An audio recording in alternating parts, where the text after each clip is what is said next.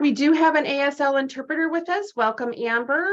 Amber and our speaker for today, Nancy Steele, they are both spotlighted for us. I am sorry, I apologize now. Amy, this is Brandy speaking. I'm gonna spotlight you as well until you're done with it, the introductions. Thanks, Brandy. I apologize now. For whatever reason, our Zoom account is not showing the abilities to put captions on. So yeah, I apologize. We're working on it. I'm not sure if we'll be able to initiate that.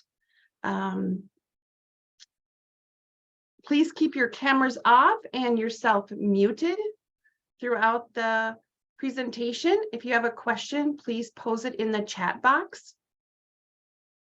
And welcome and thank you all for coming this afternoon. We're so happy to have you here for the Sensory and Complex Needs webinar on using the Communication Matrix intervention modules. My name is Amy Saponiak, and I am the Deafblind Project Director for South Dakota Deafblind Program. I'm happy to introduce Nancy Steele. Nancy is a private educational consultant with expertise in children with significant disabilities, including deafblind. She taught deaf and deafblind children in Kentucky for 17 years, then was a project specialist for the National Center on Deafblindness for 14 years. She recently completed work on the West Virginia Communication Matrix intervention modules. She lives in Kentucky and enjoys being outdoors and hanging out with her grandchildren. Welcome, Nancy. Well, thank you so much. And it's great to be here with you, even if it's virtually. It's always good to connect. And I'm really excited today to bring you all the Communication Matrix intervention modules. So with that, I am going to start sharing my screen, and hopefully I'm going to get this right. Hold on. Okay, so we'll start there. And for whatever reason, I don't know why it's not there. Okay. So now I'm going to kind of put my stuff up there and talk to you just a little bit about what's going to happen today. Today, I'm going to start with life after the communication matrix. And I'm assuming that everyone's here has at least some idea about the communication matrix, how to administer it, and how to look at the profile. So that's where I'm starting, is life after the assessment. And I'm not really going to go into how to do the assessment. If you need to know that, you can either go to communicationmatrix.org, or we have like a little video clip on, or a little segment on the website in West Virginia about how to do the assessment and look at it. So I'm starting with afterwards and what do you do with that information, okay? So today we're gonna just be able to describe the individuals who will benefit from the matrix. We'll talk about a few communication matrix profiles, and then we're gonna talk about how to use the modules that we've designed and maybe how this could benefit from using these, okay? So how did we get here? I'm going to give you a little history of how this happened. As Amy told you, I was a teacher for 17 years, so I did a lot of in and out. I was in 3 different school systems over that, and in that, a lot of different schools, just going, you know, I was an itinerant teacher of the deaf and hard of hearing, and I also did a lot in the more severe, profound classrooms. I did a lot with those classrooms. I've always just gravitated more towards Deaf Plus. And I worked with kids who were deafblind, and that's really what piqued my interest. So afterwards, I went to work for the Deafblind Project, the National Center on Deafblindness. And I got to work on AHOA, if anybody knows those. And I also worked as the lead for literacy. So communication, and I also did some work around classroom, model classrooms, and really how TA in classrooms and how to do technical assistance with the State Deafblind Project. So I've really gravitated towards going out and being in classrooms and, getting down in the floor and working with kids and modeling that. So lots of fun with that kind of work. But what I noticed in doing that work is that people knew the matrix and did some of the matrix, but what they did was use it as progress monitoring. So they would do it, look at it and go, well, that's good, and then stick it in the folder, and life went on. And nobody ever pulled that out and really did anything with it. So after I left the National Center, I was doing some work in West Virginia and did a communication training, and that had follow-up in it.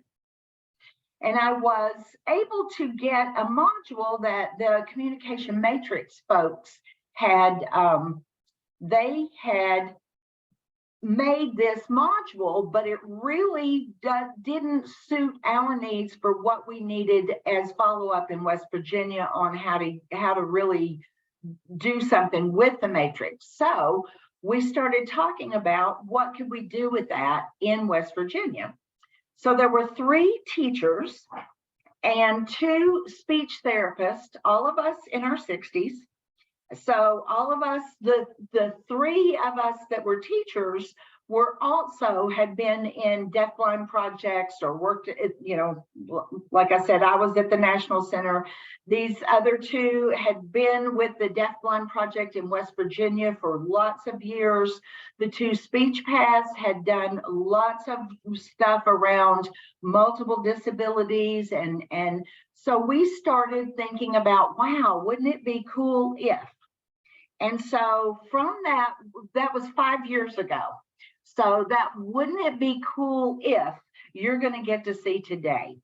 And I'm very excited to show you, because I feel like between us, we all had at least 30, 35 years of experience apiece in various settings all over the place. So I think that, and what we discovered right off the bat was speech therapists and teachers talk very different language, and we come at it in very different ways. So we really had to merge and have deep conversations with that. And from that, I hope that you will see that it's a benefit for individuals. When we designed this, we also called everybody the individual, because we felt very strongly that this could apply to any population at any age. It's more about the language development, and if they aren't speaking in sentences yet, then and the matrix is a test, an assessment that you might use to measure their expressive communication, then these modules are for teams that are around that. Okay, there's a reason that they call it complex communication needs. Complex means it's hard, and I think that as we as service providers really need to stop and take a real long look at that word and recognize that it's complex. It's very hard. And you have to look at it from many, many different angles and many different ways.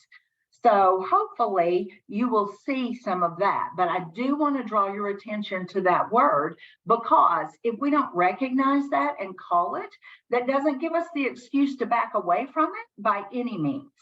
But these individuals are complex and they have complex communication needs.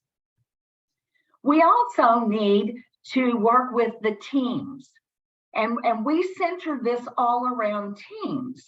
And the thing is that teams come in, and we call ourselves teams in a school system. We'll say, oh, we have a team around a kid, and we will even work with the IEP team. But what typically happens in school districts is this. We walk into that IEP meeting, and a lot of times we may run into the other service providers that are working with an individual, once or twice a month, once or twice a week, sometimes only that one time at the IEP meeting. So we're not talking to each other and we're not sharing information about our individuals with each other.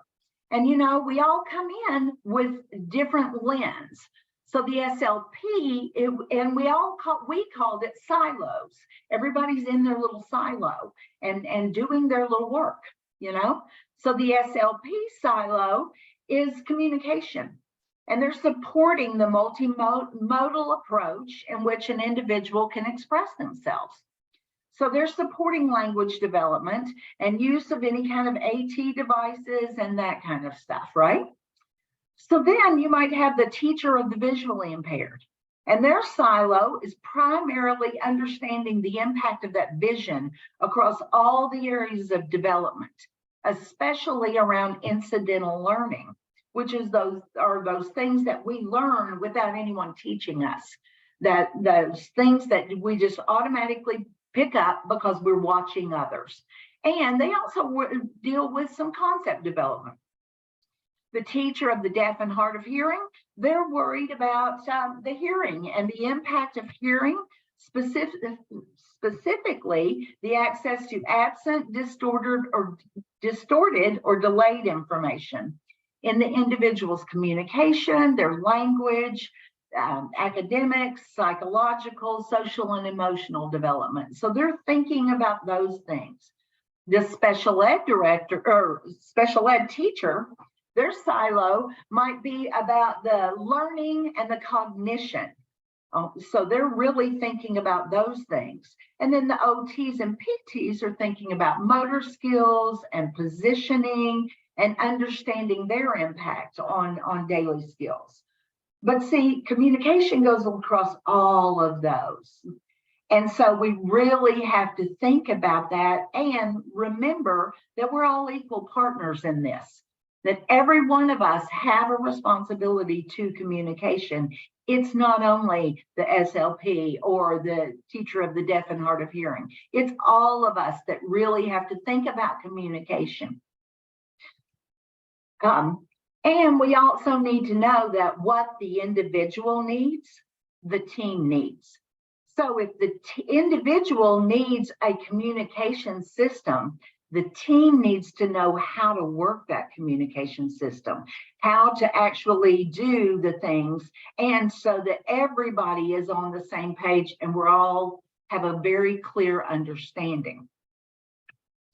Okay, so I'm going to just briefly give you an infomercial about the communication matrix, and you will find that assessment on communicationmatrix.org.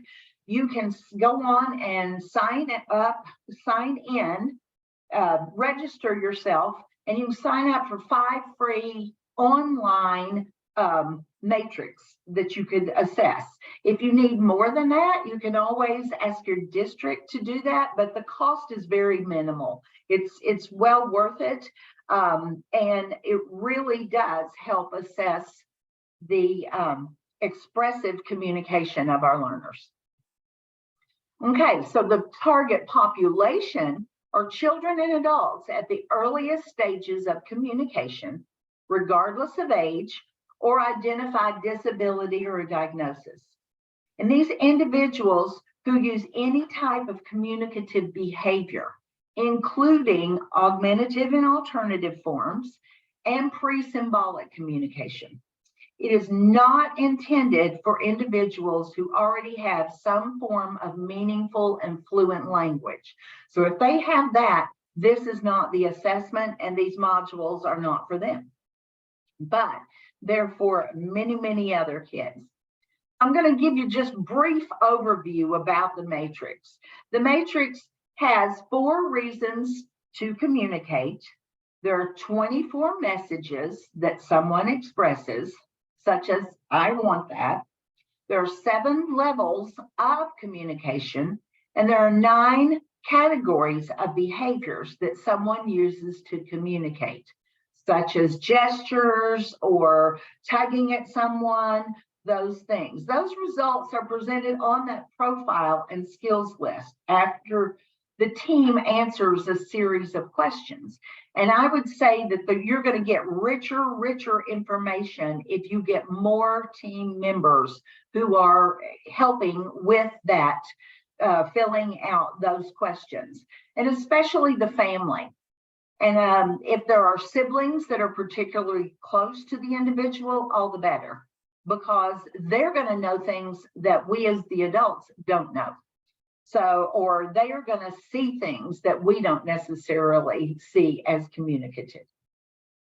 Okay, so the reasons to communicate are to refuse, and they're found at the bottom of the profile, and that is to refuse something, to obtain things that we want, to engage in social interaction, and to get information. Sorry about that, the line is over that.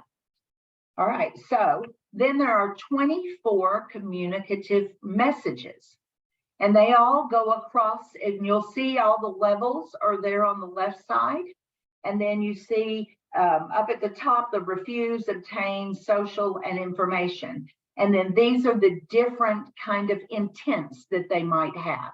So these are the messages that one might have across all of these levels and across those reasons.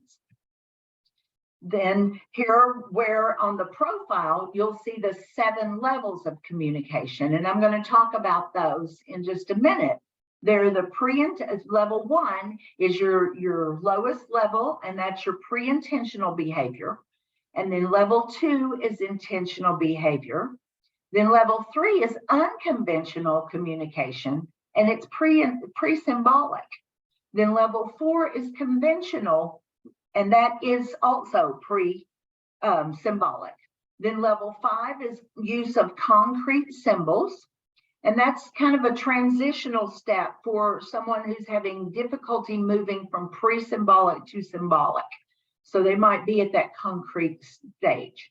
Then level 6 is abstract symbols. And then level 7 is where we're starting to put language together, where they're putting 1 and 2 words to 2 and 3 words together.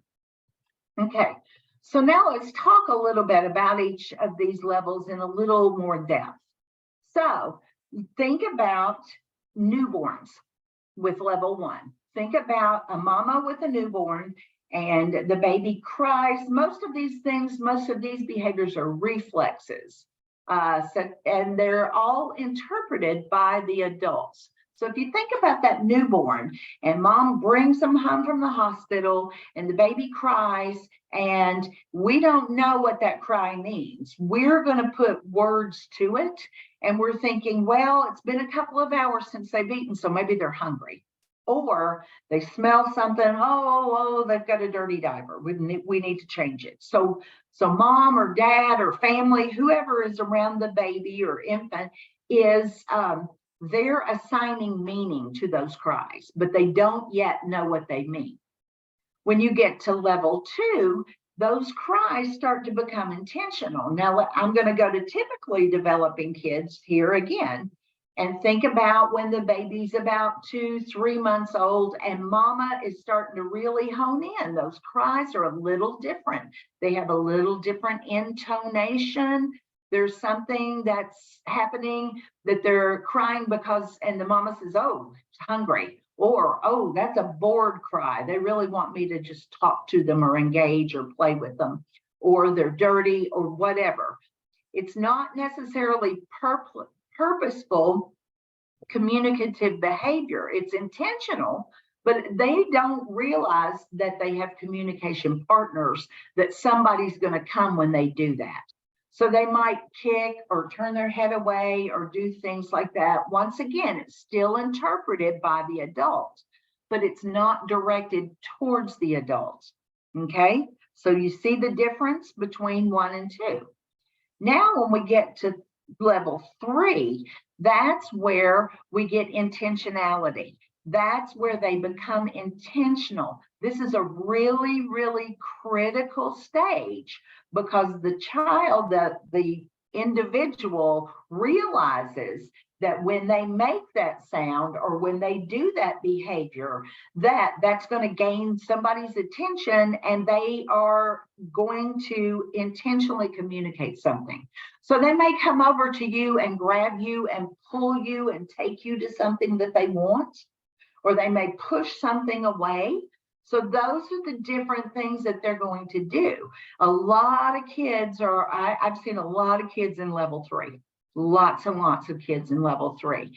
I'm going to back up here a second and say that level 1, a lot of times if you don't interpret and think about these behaviors as communication, when you're completing the matrix, especially when you're first doing it, you may not see some of these behaviors that you're seeing as communication.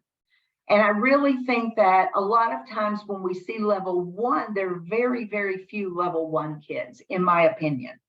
And I also think that as you are looking and thinking about this, then automatically that raises that bar to level 2, because you're now looking for those behaviors and you're seeing them.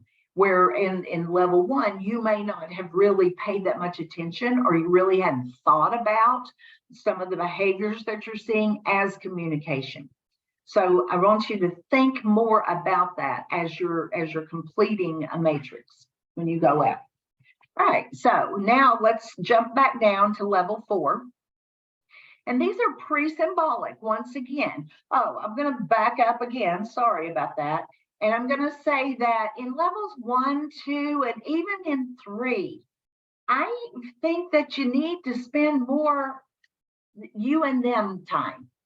It's where you're really, we love, as teachers, we love to come in and bring all our little doodads and our toys and our light up stuff and all this.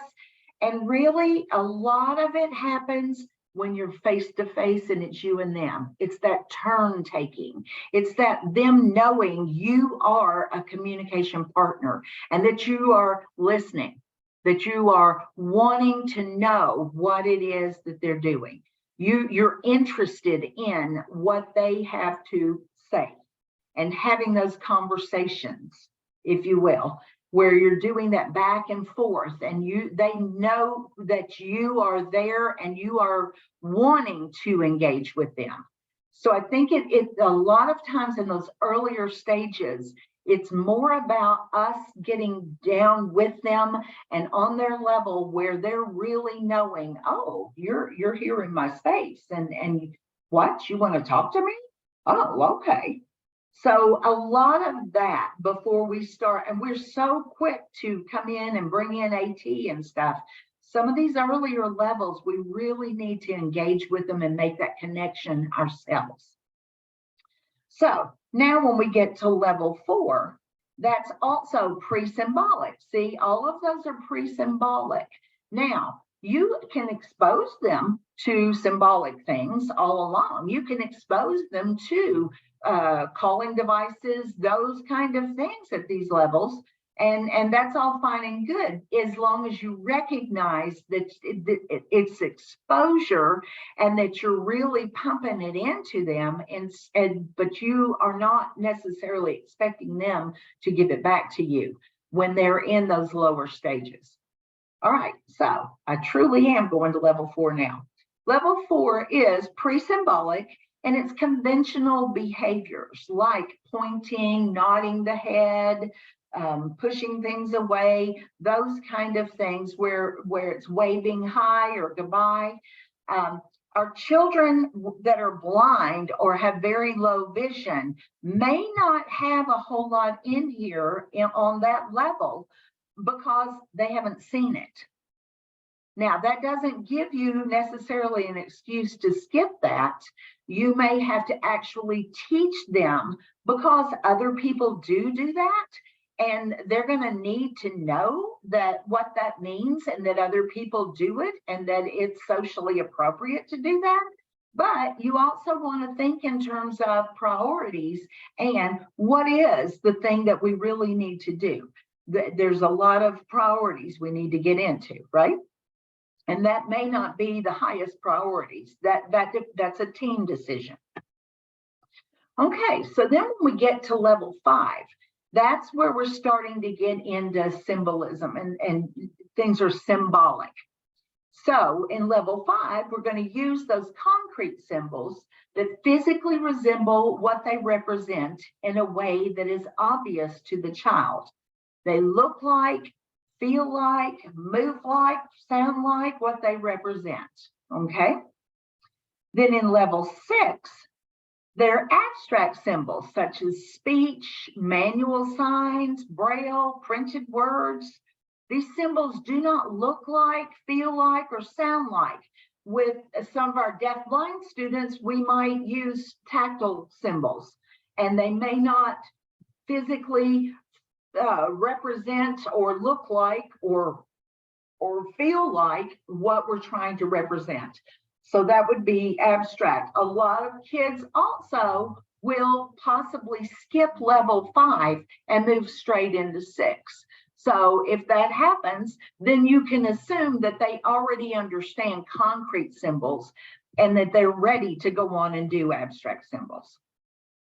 Then in level 7, that's where they start combining those symbols, any sort of symbols, be it manual signs or printed words or tactile symbols or whatever, into ordered 2 or 3 symbol combinations, like want juice or me want juice, or, you know, according to grammatical rules. So that's kind of all the 7 levels. Then there are 9 categories of communicative behavior. So the first and the earliest are those body movements. So we're looking for those, and sometimes with our kids who are more involved physically, it may even be just the tone in their body. So muscle tone, where they might tighten up, where they might relax a little bit. Those early sounds, da, da, da, da, da, ba, ba, ba, those kind of things. Facial expressions, those grimaces or the smiles or moving their head towards something. Then visual, where they're looking at you, they're looking at something, they look back at you. That 3-point gaze, those kind of things. Simple gestures such as the waving or the pointing. Then those conventional gestures and vocalizations. Then they get to concrete symbols, abstract symbols, and then the last stage is that language. And you'll see as you go through our stuff, you'll see how that all plays within. When you're scoring the matrix, the things are either mastered, and that's on the profile, it shows up as orange. Emerging means that they do this somewhat inconsistently sometimes, maybe in certain places, but not necessarily all the way. Mastered means that they can do it independently, most of the time and with a variety of places and people. So we feel like they've pretty much got that skill. So emerging, where we see it occasionally, but not necessarily all the time. And then if the child uses symbols, either on cards or on devices or whatever symbols they use. And when you're filling out, when you're completing the matrix, there's a note section, and please make sure that you put those kind of notes in there. We see them do it this way, we see it do it that way, because it's really important that you'll be able to go back in and share that with other folks. Okay, so this is what a matrix might look like. And this is one that's very scattered, and so it's up to the team to decide which kind of things. You see that they're doing fairly well with refusing things and obtaining things. But then when we come to the more social and for information, we've got some work to do there. And that's up to the team to decide with each of the intents if they're going to move across and try to look at those things that are not used. If there's a reason they're not used, maybe we haven't given them any exposure to it, you know? Or maybe it's something that we don't feel like at this point is something that we need to address. Or you can go down. You know, you see that they've mastered up to level 4 in the refusal. Do we want to go on and try to get them to where they're really doing well with refusal all the way down? Or do we want to go across and maybe try to get more intense? And see, once again, that's a team decision. That's where teams need to get together and really discuss this and tease it out and decide which is the way that's going to be the best way for all of us to do. Okay, I want to talk briefly about a case study that we've used. We used this material that I'm going to show you here in just a little while with a 17-year-old guy, and he lives here in Kentucky.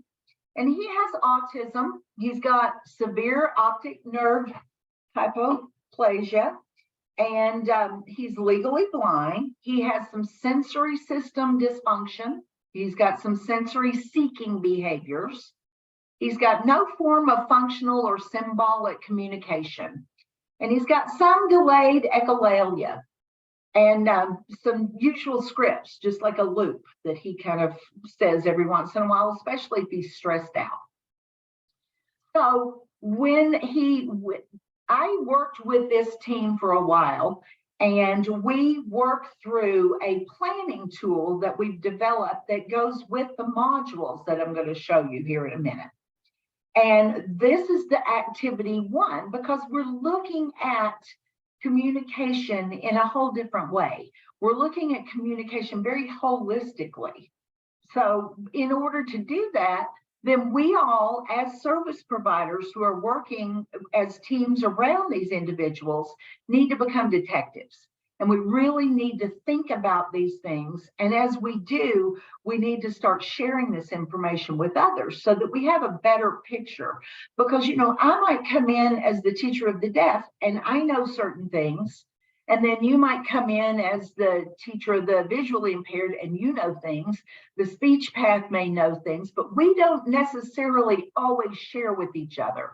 It's not because it's nobody's fault, but it is everybody's responsibility. And I'm going to keep saying that over and over and over again.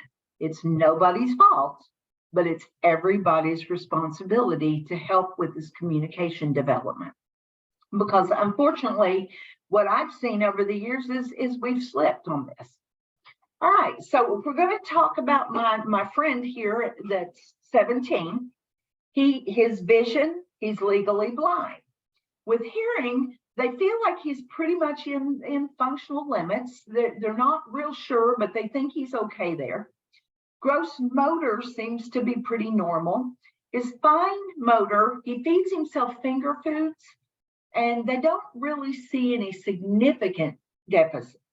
But when they think about his availability to learn, some days he comes in and he's alert and he's active, and other days he walks in and he falls asleep and sleeps all day. Or a mixture where he sleeps part of the day. When he's alert, he's often got that script going on with inappropriate words or song lyrics, or is physically aggressive. He's very, very unpredictable. So they're always watching and on high alert around this guy. As far as trusting relationships, he has created some trusting relationships with his primary teacher. This teacher has really taken the time to try to understand this student and his attempts to communicate. So he feels like the teacher he's closer to the teacher than he is anybody else. And he feels like he can depend on him. And, you know, we take trusting relationships kind of for granted. We assume as teachers that kids they trust us because we're in school and we're trusting people. But, you know, we don't often think about where they've come from and what their prior experiences are. And, you know, but nurses are very trusting people also, but they also have things that hurt you. And some of these kids have spent an enormous amount of time in the NICU, and those behaviors, they follow them through. they follow them throughout life. And we really need to stop and think about that and maybe take a minute to look at that trusting relationship. We also need to look at those availability to learn, which is that internal factors and external factors that might be happening with kids.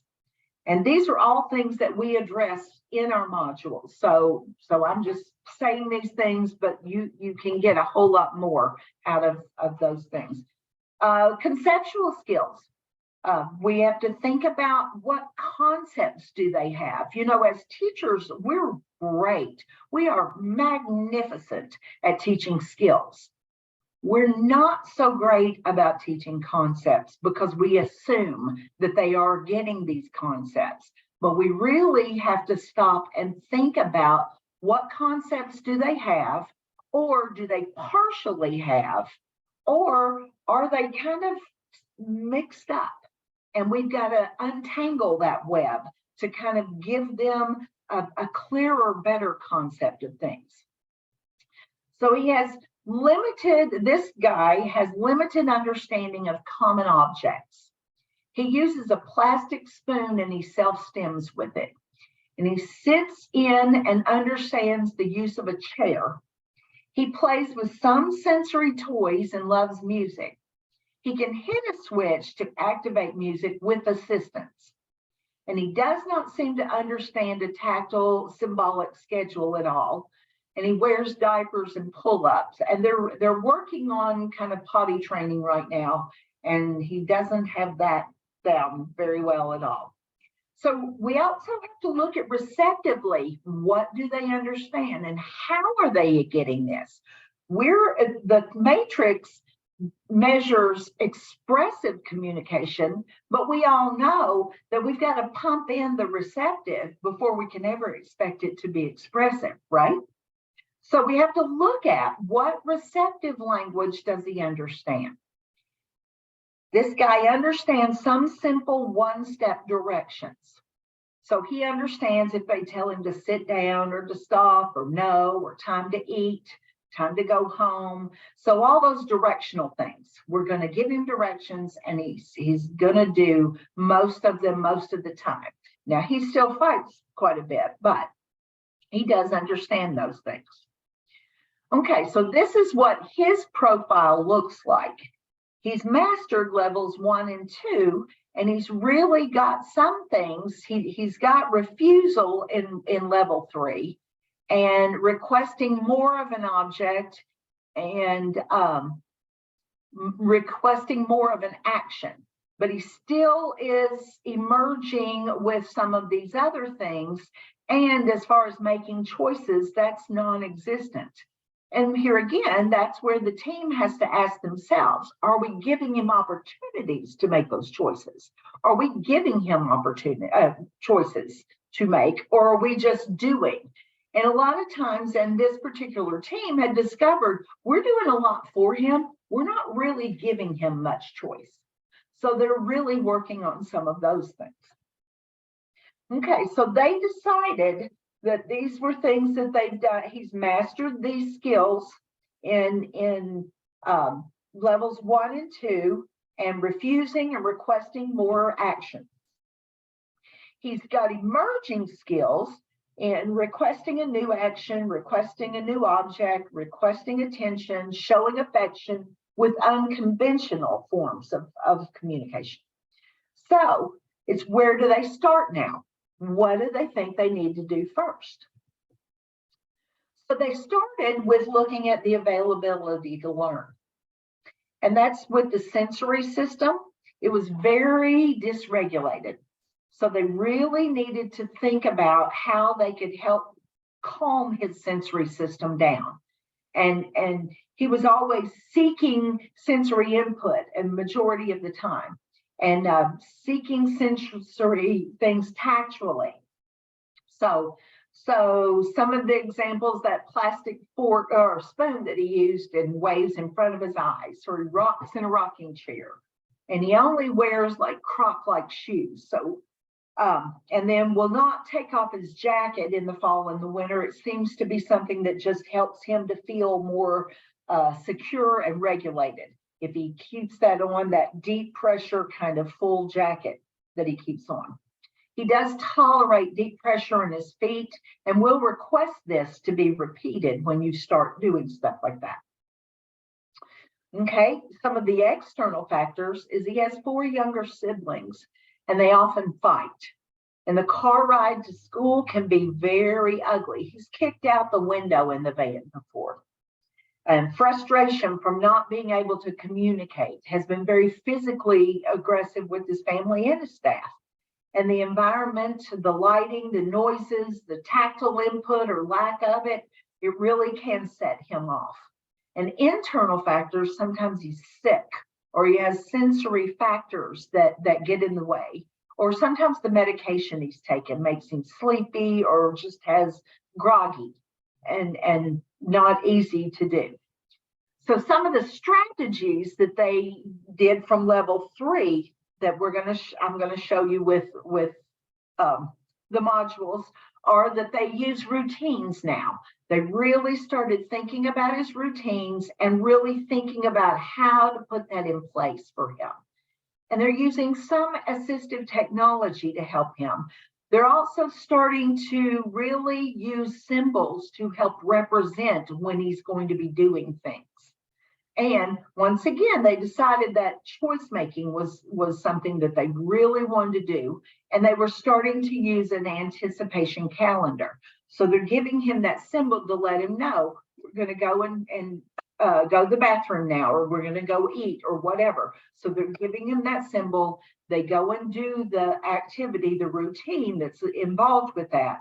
And then they're going to use a finish box at the end to make sure that he knows that there's a beginning, a middle, and an end to each of these routines, that he's starting to see that there's some predictability and he's able to anticipate some. Okay, so they started with his sensory strengths. They started looking at his touch and his hearing. They wanted to use those because they knew that that was how to get to him. They also started looking at some of the level 4 conventional communication. So they started creating a tactile schedule and some calendar system to focus in creating that routine and familiarity with tactile symbols. They also wanted to incorporate his interest. They used a likes and dislikes form to kind of come up and see what are the things that he likes, what are the things that interest him, because as like all of us, whatever we're interested in, yeah, we're going to talk about those things. And if we're not interested, we probably aren't going to have a whole lot to say about it. Well, this young man's the same way. So they started using music and more sensory toys and really kind of thinking about using them in a more purposeful way, not just as entertainment for him, but to actually draw him out and get him with it. His teacher is male and the student responds well to him, and they started making him the primary person because that was who he really responded to best. So he was going to be providing most of the intervention and training with the schedule system and not necessarily use an instructional aid to do that. It would be more the teacher because of his response to that. And then the student was guided to the schedule using hand under hand, and he was assisted in removing the tactile icon and placing it in the coordinated area. So he'd take it to wherever he was going to be using. And then when he was available to learn, so they looked for those times, then they were going to really try to work on completing those simple work tasks at the table with the teacher for short periods of time, and then getting them to make longer and longer, and then trying to establish that routine and those consistent expectations where everybody's doing the same thing and everybody's going to have the same expectations. And he was successful with activating a switch to turn on music with prompting and support visual. And then using the tactile icons for main events within his day. So for breakfast and lunch, bathroom, work time, rest time. So they all started really using those symbol systems. Okay, so now let's talk about the modules that I'm going to show you here. And the way that we decided to attack it was to really think about that we had to build that strong foundation for communication. And when you look at the modules that are found on the West Virginia site that I will show you, you're going to see that we have a foundation module that we ask you to do. It's divided up into 3 different sections, 30-minute sections each, and it's about an hour and a half total. That's really going to talk about some of this foundation for communication. So we really talk about that availability to learn, those internal and external factors. We're also going to talk about trusting relationships and routines and consistency of partners. And when I say consistency of partners, I'm going to tell you a little story, and this unfortunately happens everywhere. As we were unpacking a lot of this and thinking through this, we were talking about the consistency of partners and how vital that is. And one of them shared a story about a young man that they knew that had 7 different ways. Did you hear? 7. Had 7 service providers and 7 different ways that he had to ask for a Pepsi. Now let's think about that for a minute. Because one of them was, and they found this out quite by accident. I guess it was after school or something, and something was said about him wanting a Pepsi, and somebody said, well, I'll make him do this. And another one says, well, he just pulls me and takes me over to the refrigerator. And another one says, well, he does this. One of them even gave the old-fashioned sign for Coke. And then there was another, I can't remember what the others were, but 7 different service providers, 7 different ways he had to ask. Now let's think, that takes a lot of brain power, guys, but it's also so confusing. And that's simply because we're all in our own little worlds, and we come in and we've got our little bag of tricks that we're going to do. And we don't necessarily think about those cues that we're giving and that we need to be consistent with everybody else. We're sending all these mixed signals to kids every single day. And we're not thinking about, wow, we need to all use the same cues for when we're going to get them up, we're going to use the same cue. Or if we want them to do something, we're going to give the same cue. We need to all get together, but that requires all of us thinking that through and coming up with how we're going to do that. Another thing that we also talked about was this individual's interest. I touched on that a minute ago by talking about how, I'm much more, if you want to talk about communication, man, I'm with you all day long. I love to talk about communication. I also love to talk about literacy. I love to talk about going out in the woods and camping, those kind of things. If we want to talk about changing the oil in my car, I'm not engaged. I'm not that interested in it. It's vital to my car, but I don't really care, And that's how our kids are too. So we really have to think about what they like, what they don't like, and use those in our instruction to get them engaged, to get that communication going. We also need that responsive and supportive environment. We have to think about what, different ways that we're responsive to them when they make those interactions, when they do those behaviors, that we are on it and we're responding to it and we're putting words to it. We're giving them labels, we're giving them names for them. That goes into where it's all the receptive communication, where that arrow pointing up. That's going to increase as we start giving it into them in a very systematic way, where we're really purposeful and we're really consistent, and all of us are giving the same messages. We're pumping that receptive communication in, and guess what? Then we're going to get it out. But we got to pump it in the right way first. That concept development, I touched on that a little earlier. we do teach skills. We don't necessarily always teach concepts or think about, why am I teaching this? What is the lesson for this? What is the bigger picture for this? Do they need to know this before I can build on it with other concepts and broaden those concepts out? And then the last thing is literacy, that we absolutely, literacy and communication develop at the same time. They dovetail each other. So within each of these modules, we've put all of these components. We've put literacy, we didn't go deep and dark and long with literacy, but we want to niggle your mind and let you remember, oh yeah, we are teaching literacy when we do these things.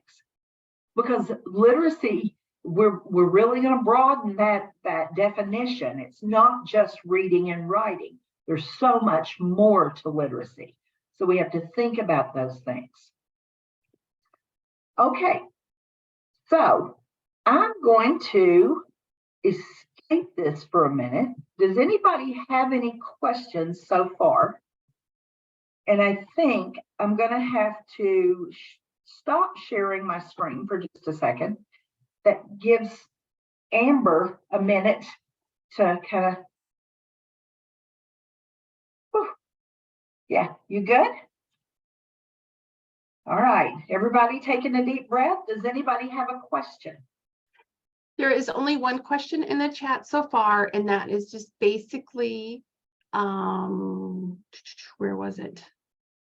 A copy of the presentation. And if you're okay with it, Nancy, I'm okay with sending it out. Sure. Okay. Sure. Okay, so now what I think I'm going to do is I'm going to share my screen again, and this time I'm going to take you to where you can find all of the information that we put together. Okay. All right, so I'm going to share my screen again. Hold on. Before I do that, let me get it up before I do that. That's, I think, going to make it so much better for everybody if I actually have the screen up. All right. Now I'm ready to share. Maybe. And I did put the link in the chat. Beautiful. Thank you so much for that. Okay. All right. So does everybody see the website? All right. This website is found on the West Virginia Department of Education website. And now it's kind of a convoluted address, but what you can do is wvde.us/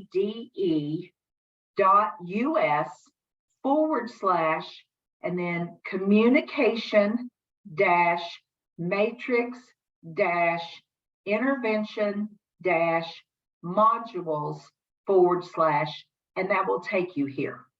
Otherwise, you have to go through a long, convoluted way to get there, but it is there and it's worth digging for.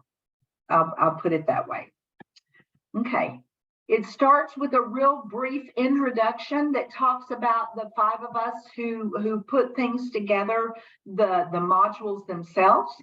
And then we had 2 other folks, our friends from Georgia, Sensory Assistance Project, that helped put in some resources. My friend Martha Vito and Heather Boyle from Georgia. Martha and I had worked together for many, many years. And so when I was telling her about working on this, then she and I got together and we worked on the planning tool that I showed you a little bit with our friends, like a little case study. And so there's a whole process. Once you go through and think about doing the assessment, and then watching our foundations and our essential strategies, then when you determine what level you want to target with your learner, then you watch the module for that. And there are all kinds of research sources as well. So let's go down and look.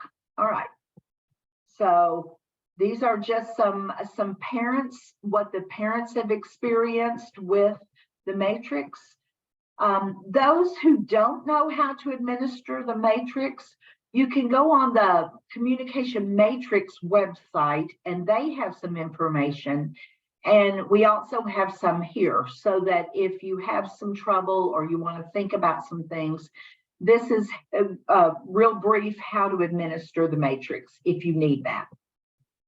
Okay, so now this comes to the meat of what we started developing. All right, so we have the foundation modules, and we very much feel like this has to be a team effort, that all teams need to be a part of this and to be actively engaged in this, because I'm going to go back to my 7 Pepsi, 7 ways to ask for Pepsi. We all are responsible. It's nobody's fault. Nobody was necessarily wrong on the way that they were making him ask for Pepsi. But we all need to be coordinated in our efforts. It's nobody's fault that we aren't doing this, but it's everybody's responsibility. So it's time for us we don't point fingers and get all upset or think it's somebody else's. We all have to take ownership of this, and we all have to do it together. And once we do, it's a little bit of time on the upfront doing this, but it's well worth it on the end when you start seeing that progress that's made. Okay, so the blue box is what we ask you to look at first. And these are our foundation modules. And they're, like I had said earlier, there are 3 parts to this. Each one of them describing things 30 minutes or 30 minutes a piece. So that's about an hour and a half that we ask you to sit and think about those things. Then here are lots and lots of resources that go with them. So if you want to know more about concepts, if you want to know a little bit more about literacy, in each one of these, there's an always ask yourself. It's the same document under each one. I personally would suggest that you download it, you print it out, and you pop that thing in your classroom. Tape it up in your classroom, and everybody think about those questions that you're asking yourself every day. Am I giving the student opportunities to communicate? Sometimes it's as simple as that. And sometimes we aren't giving them very many times when we actually sit down and think about it. We're not giving them nearly as many opportunities as we should in order to get anything going on. There are all kinds of data sheets on here and templates, all different kinds of things to be looked at and to be used. There's likes and dislikes. Oh, there's always ask yourself. See, am I giving the individual opportunities? Am I positioning them correctly? Am I positioned correctly? If a child doesn't have any vision on this side, I probably need to be on the other side so that they can see me. Or sometimes our kids have central vision loss and we're right in front of them. Well, they're missing everything we're doing. So we have to stop and think about those things, but we have to know that. And that's where we have to talk to each other and share that kind of information. So these are the things that I think are really invaluable to everybody who's in your classroom or working with your individual. Okay, so let me go back up. Whoops. All right, so I was in the foundations. Then we have essential strategies, and this is just one little module. It's about 45 minutes long, and it really talks about the things that we think need to be in every single level, and always it just has to be there. And that's looking at the availability to learn, those internal and external factors that I was talking about, and optimizing those availability to learn. The literacy, the data collection, because we all have to do those things. There's stuff from the matrix on the IEP, IFSP, from the matrix folks that have IEP and IFSP development. Okay, so then once you have gone through those with your team and kind of thought about it and stuff, then you want to target whichever level. And we're not suggesting that you go through all 7 levels. We're suggesting that you think about a child, you have that child's profile in front of you, you discuss where you want to target.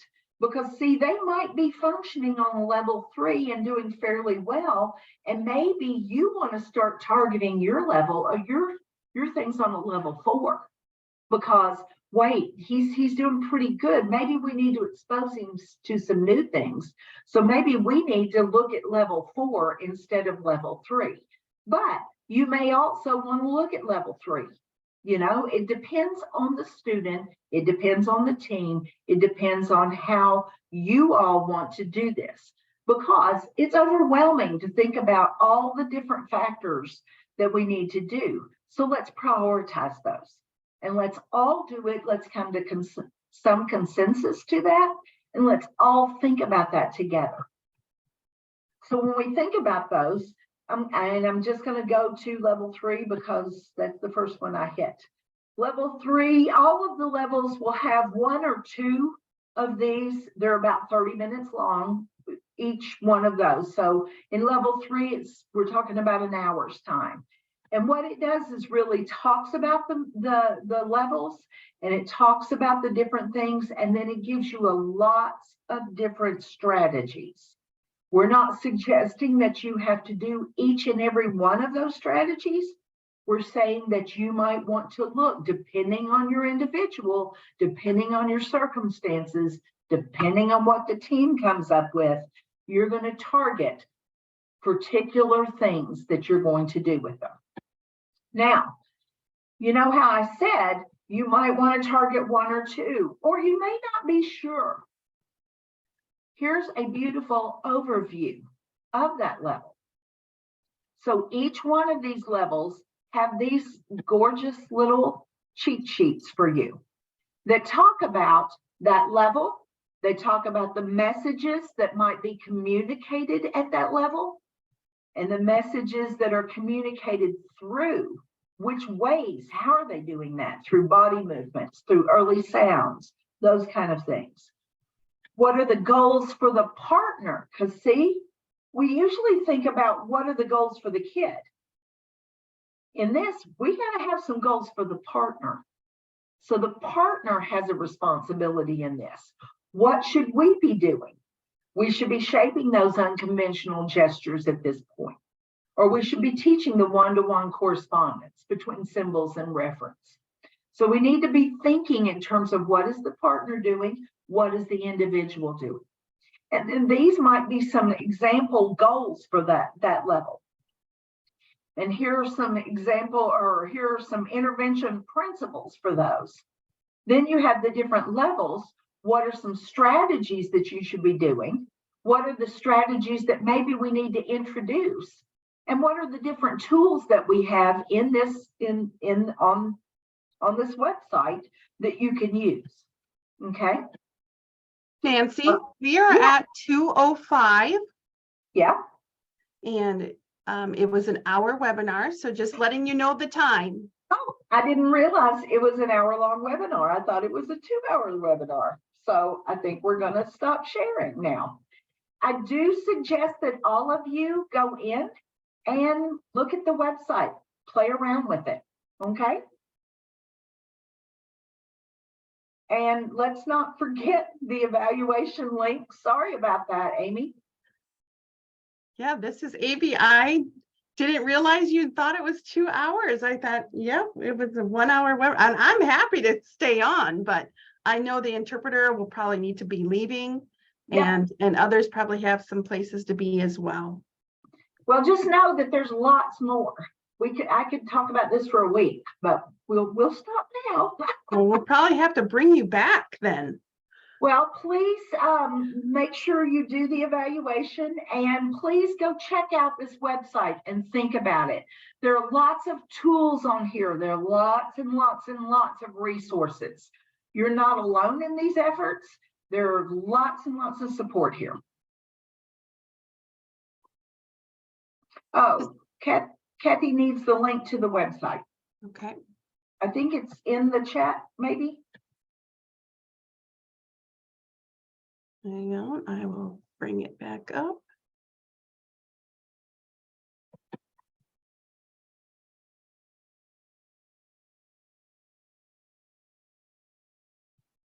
Oops. Here it is.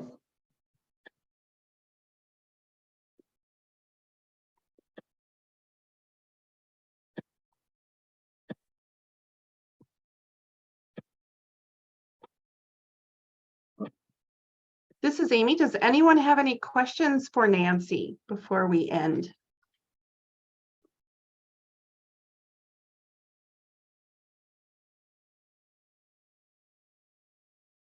I was as clear as mine. You were.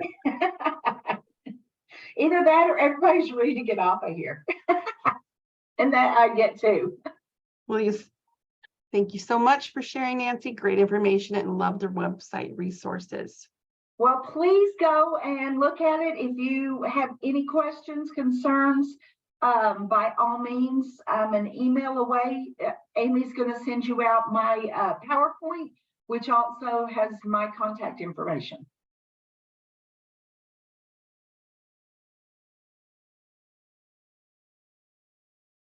All right. Well, we will let our interpreter go. Thank you so much, Amber, Yes, for your thank time you today. Thank you And all. Appreciate it. I will stay on a little bit longer so you have access to the evaluation link.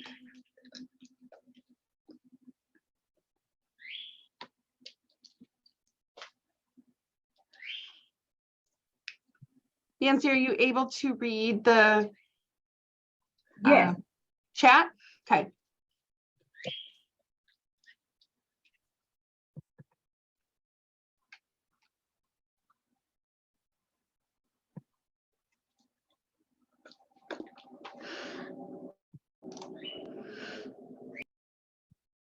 Okay.